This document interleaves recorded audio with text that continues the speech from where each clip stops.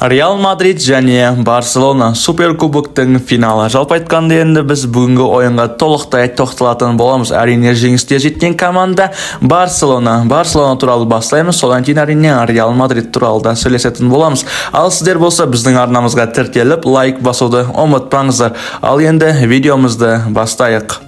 Команданың бас бапкері Фликке респект. Флик басына Барсаға келгенде клубтың жағдайы ауыр еді. Барса Флик келмей тұрып Баварияны жеңуді армандайтын болған.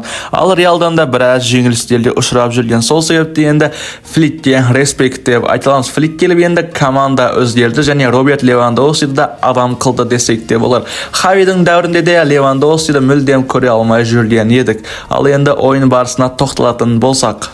Бапкер ауысқаннан кейін Барсаға сәл қиын жағдай болды. Енді команданың бас бапкері Фликтің өзі ойыншылардың физикасына қатты қарайтынын көрсеткен және маусым басталғанда жеңістерге жетті. Минималный шоттармен 2-1, 1-0 есептермен жеңіске жетіп жүрсе де, Барсаға ұпайлар әкеліп жүрген болатын. Енді одан кейін Барса күшейе бастады және голдар санында арттыра бастады. Флик команданы тізгіндегеннен кейін клубтың жағдайы да және ойыншылардың физикалық деңгейі де арта бастады. Флик келіп Реалды да жеңді және Баварияны да жеңді. Ірі есептерге жеңді десем де болар. Жалпы айтқанда енді бір аптаның өзінде екі клубты шайнап тастағаны бар енді. Жаңа жылға жақын Фликтің командасы тағы да құлдырай бастады. Әрине Барсаның соңғы ойындары сүреңсіз де бола бастағаны бәрімізге аян. Жалпы айтқанда енді ойындарды көрдік. Ла Лиганың клубтарынан да ұпай жоғалтты. Содан кейін әрине Баварияны Реалды жеңгені барлығының есінен шығып кетті және маусымды 3-ші орынмен аяқтаған болатын. Әрине маусымның бірінші бөлім әрине маусым басталғаннан жаңа жылға дейін. Ал екінші бөлім болса жаңа жылдан маусым аяқталғанға дейін. Жеңілістердің себептерін айтатын болсақ, ойыншылар біраз жарақаттарда болды. Одан кейін әрине мен байқағаным клубтар Фликтің тактикасын үйреніп, өзіне қарсы көрсете алды. Мысалға енді офсайдқа түспеуді де үйренген болатын. Енді Фликтің тактикасы күннен күнге өзгеруде десек те болар. Бұрынғы офсайд тактикасын қазір енді қолданбай жатыр. Флик алдыңғы Эл Классикода да жеңіске жетті. Бұл Эл Классикода жеңді. Енді бірақ байқап жатсаңыздар, екі ойын екі түрлі. Бірінші таймда офсайдтар мүлдем болған жоқ және бірінші ойында офсайдпен жеңген болатын. Ал екінші ойында болса офсайдқа түсірмеді Реал Мадрид клубын. Себебі Фликтің өзі де білген болатын. Реал Мадрид клубы әрине офсайдтарға жақсылап дайындалып келеді. Біздің ол ойымыз істе аспайды. Бұл ойында болса енді Флик Барсаны офсайдқа түсіргісі келмеді. Офсайдта ұстатқысы келмеді. Қарымта шабуылдармен өнер көрсеткенін қалады. Көп футбол жанкүйерлерінің ойынша алдыңғы Эл Классикоға қарағанда осы Эл Классикода Реал Мадрид нашар өнер көрсетті. Себебі бір таймның өзінде 4 гол өткізді деп. Енді естіңізде болса, алдыңғы Эл Классикода бірінші таймда ешқандай гол болған жоқ. Екінші таймда 4 голды Барса ұжымы салып тастаған болатын. Ал енді бұл ойында да бірінші таймда сол істі Барселона клубы қайталаған болатын. Алдыңғы ойын мен осы ойынның айырмашылығы тағы да бар. Алдыңғы ойында әрине екінші таймда голдар салынды. Ол кезде енді үшінші тайм деген нәрсе болған жоқ. Енді сол ойында Реал жеңіліп қайтты. Ал бұл ойында бірінші таймның өзінде 1-4 есеп болды. Реал тағы да камбэк жасайды. Реал оралады деп жанкүйерлер күткен болатын. Ал Реал Мадрид клубы болса, ол жерде психикалық тәрізде сынған сияқты. Қалай ойлайсыздар? Екінші тайм бастала салып 5-ші голды да өткізіп алды. Ал енді Реал Мадрид пен Барселонаның ойыншылары туралы сөйлесетін болсақ, Реал Мадридтің ойыншылары қандай, Барселонаның ойыншылары қандай? Реалдың ойыншыларына әлемдік деңгейдегі клубтар қызығады. Ал Барселонаның ойыншыларына кім қызығады? Мысалға Мартинес, Кубарси, Касадо дегендер жаңадан шығып жатыр. Кубарси енді қаяқтан келген білмейміз, бірақ ол Ла Масиядан шықты, 2007 жылғы бала. Ал Мартинес болса Атлетик Билбаодан келген ойыншы еді. Жалпы айтқанда енді ол Арауханы жарақат алып қалған болса, оны ауыстырып тұруға алған ойыншы. Ал оны Флик болса адам қылып дұрыстап өнер көрсетіп жатыр. Енді менің ойымша осы Барселонаның ең мықты позициясы әрине ең мықты жағы шабуылшылар деп ойлаймын. Мысалға енді Рафиня, Ламин Ямал және Роберт Левандовски. Солар ғана өте керемет өнер көрсетіп жатыр. Ал енді жартылай қорғаныспен қорғанысты жақсы, мықты, өте керемет тас қамал дей алмаймыз. Ал енді Реал Мадридқа не айтамыз? Реал Мадридте барлығы жақсы, тек қана қорғаныс нашарлауы болып жатыр.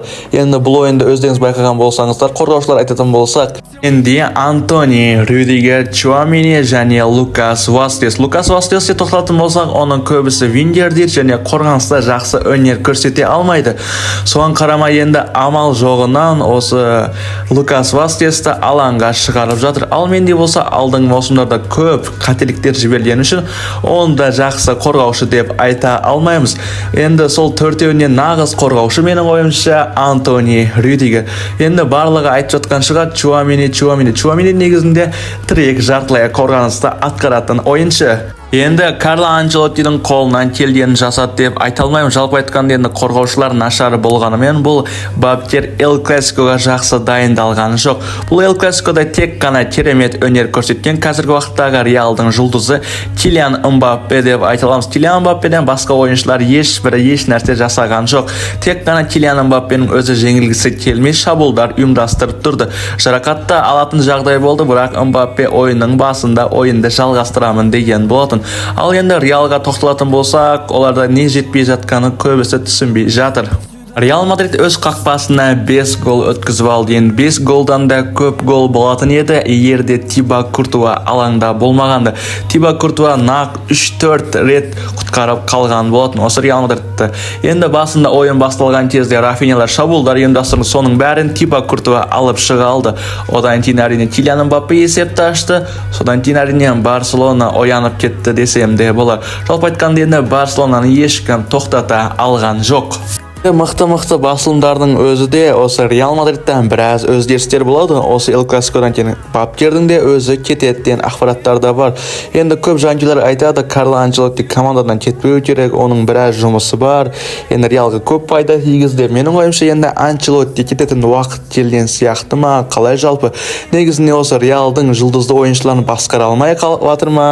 Қалай сіздер өз ойларыңызды әрине комментарияға қалдыруды ұмытпаңыздар. Немесе енді Карло Анчелоттиге мүмкіндік беріп, оң қанат қорғанысқа Трентті алып берсе, сол қанатқа енді Бавариядан Дэвис немесе Миландан Тео Эрнандесті алып беретін болса, Реал күшейе ме? Қалай жалпы? Менің ойымша енді Анчелотти кеткен дұрыс, енді команда ауысқаны жөн ба деп ойлап қоямын. Енді бұл ойында маған ұнаған және ұнамаған ойыншыларға тоқтала кететін, бұл енді менің жеке ойым. Реал ойыншыларынан бастайтын болсақ, әрине Камавинга деген өте нашар өнер көрсетті. Пенальтиді әрине сол алып келді. Екінші гол осы Камавинганың арқасында келді. Камавинга негізінде қызыл қағаз алып кететіндей нәрселер жасап тастаған болатын. Жалпы айтқанда енді төреші бұны аяды ма, финал болған үшін Реалға қиындық болмасын деді ма, негізінде осы Камавингаға сәл жұмсақтық танытқандай болды негізінде. Ал келесі ойыншымыз әрине Джуд Беллингемді мүлдем көрген жоқпыз. Енді ода мүмкіндік болды, Мбаппе шығарып берген допты сәл қалды, кіргізе алмай қалған. Соның арқасында да енді гол болмай қалды. Жалпы айтқанда енді Джуд Беллингемді жауып тастаған Барселона сапынан Барсаның жас шиголы десек те бұл әрине ол Касадоның өзі жауып тастаған болатын. Касадо деген негізінде өте бөлек ойыншы. Осы Касадоның алаңға келуіне әрине Берналди. Сол Берналди деген ойыншы жарақат алғаннан кейін Касадоға мүмкіндіктер келді. Касадо соны толықтай бар күшімен өзінің жұмысын атқара білді. Енді қазіргі уақытта Барсаның негізгі құрамы 2003 жылға бала өте керемет деңгей көрсетіп жатыр. Енді Барса сапынан бір ойыншыны жамандап қояқ, енді ол әрине Шенсіне қызыл қағаз алып кеткен болатын. Енді бұл жерде команданы голдан құтқарамын деген шығар, бірақ енді ол по-любому қызыл қағаз, соңғы үміт деген кезде қызыл қағаз берілетіні анық. Енді бұл жерде осы Шенсіне қызыл қағаз алмағанда Барселона клубы может быть бұдан да көп голдар салуы әбден мүмкін еді. Енді Барселона бір кем ойыншы болғаннан кейін олар көбінесе қорғанысқа жатты және қорғанысты керемет ұстай білді 56 минуттан кейін. Елі сол жерде бір гол бола салғанда, может ойынның тағдыры мүлдем басқаша болатын беді. Енді Шенсон кеткен екен жақын нүктеден штрафной берді. Соны әрине Родриго теуіп әдемлетіп гол салады. Пеня шыға салып енді гол өткізіп алғаны бар да енді. Родригоның голынан кейін ешқандай қауіпті сәт болмады деп сіздерге айталған. Мбаппе бір рет Пеняға қарсы соққы бағыттайды, оны әрине Пеня қайтарады. Одан кейін еш нәрсе болған жоқ. Реал Мадрид шабуыл ұйымдастырғандай болды, ал Барселона болса жақсылап қорғанысты ұстай білді. Флик енді осы қорғанысты жақсы ұстауды өрлеткен шығар, және осы қызыл қағаздан кейін Ламин Ямалды ауыстырып тастаған болатын. Соның енді пайдасы тиді ма деп ойлап қоямын. Жалпы енді алдыңғы маусымдарда білеміз, Барселона қызыл қағаз алатын болса, мүлдем өнер көрсете алмайды. Алдыңғы маусымда PSG-ға қарсы ойында қызыл қағаз алғаннан кейін Барселона шаршап қалған еді, 4 гол өткізіп алған еді. Ал бұл ойында болса жақсылап қорғана білді. Енді Фликтің басына тигені менің ойымша Монакоға қарсы ойында. Монакоға қарсы ойында Барселона Эрик Гарсия красный алып кеткеннен кейін Барселона мүлдем өнер көрсете алмай бірінші ойында жеңіліп қалған болады. Содан кейін енді Флик сабақ алған ба, қалай жалпы? Енді менің ойымша осы Ханс-Дитер Флик командада қалуы керек. Ламин Ямалмен керемет деңгейде өнер көрсетіп жатыр. Ламин Ямалдың ойынына да сөз жоқ. Енді біз видеоның соңына қарай Ламин Ямалға да тоқталатын боламыз. Енді Реал Мадрид ойыншыларын айтатын болсақ, Реал Мадрид ойыншыларының арасында маған Винисиус Джуниор ұнаған жоқ. Енді ол Килиан Мбаппеге сеніп қалды ма? Қалай? Мен мүлдем түсініп жатқан жоқпын. Енді сәл шабуылдар ұйымдастырып тұрады, жүгіріп тұрады. Енді ойынның басында Мбаппеге пас шығарып береді. Сонан кейін Винисиусты мүлдем көрген жоқпыз. 2023 жылы білеміз, Суперкубокты Барселона клубы жеңген болатын 1-3 есеппен. Сонда көбісі айтқан болатын Виниді Арауға жеп қойды деп. Ал 2024 жылы 4-1 есеппен жеңген болатын білеміз. Ол жерде Вини хет-трик жасағанда, енді Вини Арауханы қалтасына сап қойды деп едік. Енді бұл жерде не дейміз? Бұл ойында енді Арауға тағы да Виниді жеп тұр.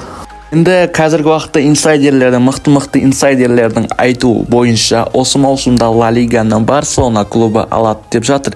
Себебі 2023 жылы Суперкубокты әрине Барса жеңіп алды, финалда Реалды жеңген үшін олар Ла Лиганы жеңді. Енді осы алдыңғы маусымда, енді 2024 маусымда Реал Мадрид Барселонаны тасталған еткен еді. Финалда Винисиус хет-трик жасаған, сол ойыннан Арауха красный алып кеткен. Сол жылы енді Ла Лиганы Реал алған. Енді осы маусымда Ла Лиганы Барселона алады деген ақпараттар да бар. Енді қазіргі уақытта көштің басында Атлетико Мадрид тұр. Барсадан 6 ұпай осып кеткен. Ал Реал Мадрид болса Атлетикодан 1 ұпай артты.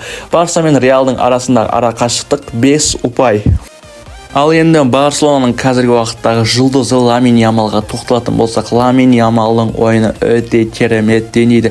Жалпы айтқанда енді қорғаушыларды ит қылды десек те олар. Бірінші голды көрсеңіздер, әрине қорғаушылар еш нәрсе істей алмады Ламин Ямалға қарсы. Ламин Ямал енді 17 жасында осындай керемет өнер көрсетіп жатыр, және 17 жасында 3 трофей жеңіп алған екен. Керемет деңгей Ламин Ямал өте керемет.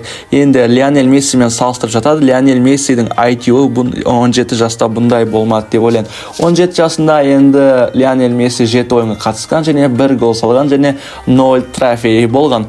Ал енді Ламин Ямалға тоқталатын болсақ, 17 ойын, 18 ба 19 гол, 21 ассист жасап тастаған, және 3 трофейді жеңген екен. Жалпы айтқанда енді менің ойымша Ламин Ямалдың деңгейі бөлек. Енді болашағы зор. Жарақаттан сақталатын болса, Ламин Ямал әлемдік деңгейдегі ойыншы болуы мүмкін. Енді Мессиден озама, озбайма бірақ білмейміз, бірақ 17 жастағы Месси мен Ламин Ямал салыстыру бұл мүлдем мүмкін нәрсе емес.